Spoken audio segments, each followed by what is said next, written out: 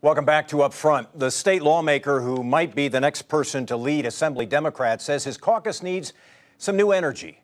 Democrats in the Assembly are experiencing a leadership shakeup, with Minority Leader Peter Barca of Kenosha deciding to step aside from the post. So far, only one Democrat has said he wants the job.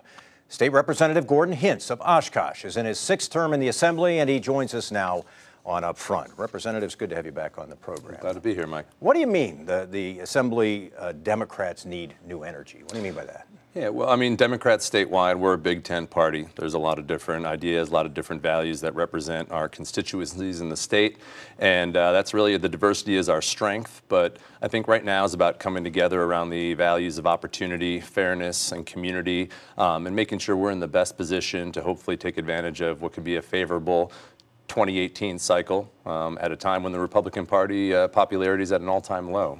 So put opportunity, fairness, and community into a message for me. What is the message that you'll be delivering around the state should you become the minority leader? Sure. Well, first, that Democrats recognize that the key to economic opportunity and improving people's lives are investments in things like infrastructure, which we see in the fourth straight budget that doesn't do that.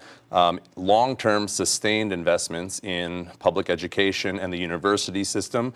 And lastly, supporting small businesses and entrepreneurship. We know that we're 50th in new startups in the country, and instead of just chasing, pipe dreams of foreign companies with $3 billion handouts, let's invest in growing small businesses, give them the capital they need to grow, and reward entrepreneurship that exists already in the state. You've been very outspoken about Foxconn, just referring to it as a pipe dream. Do you worry that Democrats run the risk of seeming like they're perhaps the anti-business party, or that they're the party that doesn't dream big for this state? No, because I think if most people stop and look at this and say, under the best case scenario, there's going to be a 25-year payback and 100% of the risk is with the taxpayers. We've seen these kind of deals done around the country.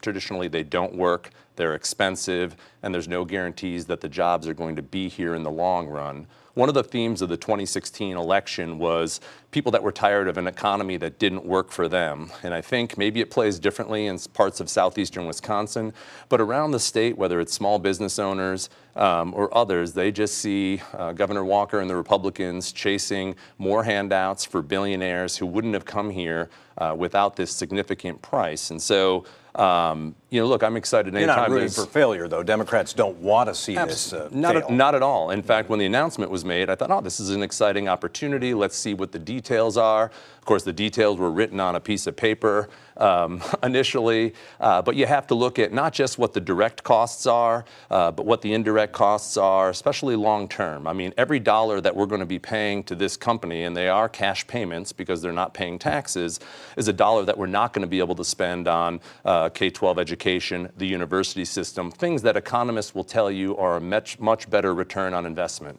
I've mentioned that you're the only person so far to say that you want to be Assembly Minority Leader, and maybe that says something about the job itself. It's a hard job, the way the maps are currently configured. Isn't it a bit of a daunting task to want to be the guy who's the point person for the Assembly Democrats? I mean, there's no doubt that this has been an incredibly challenging time for Democrats all around the country over the last 8 years, and we know we have demographic challenges in Wisconsin. We have the worst gerrymandered maps of any state, maybe ever. But that challenge is also an opportunity. We've got a lot of new, young people who I think are ready to step forward, and part of the challenge that I'm stepping up to do is to challenge them in return and figure out how we can get our message out there to people that know that we have to expand broadband into rural areas for them to be able to compete, to know that we have to improve supporting our biggest city in Milwaukee, that it's got to be the economic engine, and that we can't have these state policies continue to cripple local control and municipalities. And so it is a big challenge, but it's also a big opportunity. I don't think we know what kind of year 2018 is going to be, but I know that I've got a caucus that is committed to doing everything to put us in a position to succeed. Final question, and this is something that the Republican Party raised immediately after you said you'd be interested in this post. They hit you with this label, sleazy politician. They talked about a past incident in Appleton at a massage parlor where there was a citation involved.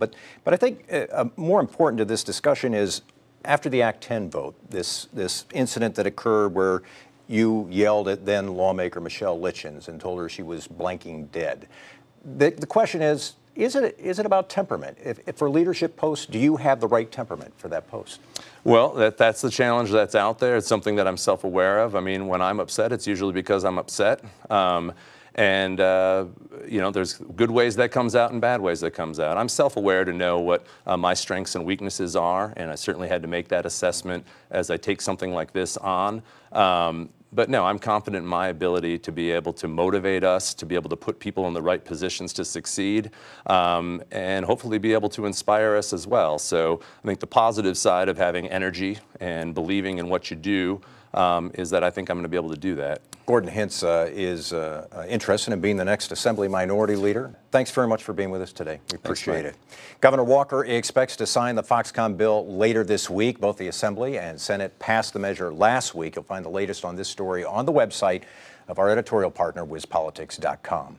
Coming up next on Upfront, Wisconsin's 2018 U.S. Senate race, why the nation is watching and what analysts are saying about it. That's when Upfront continues.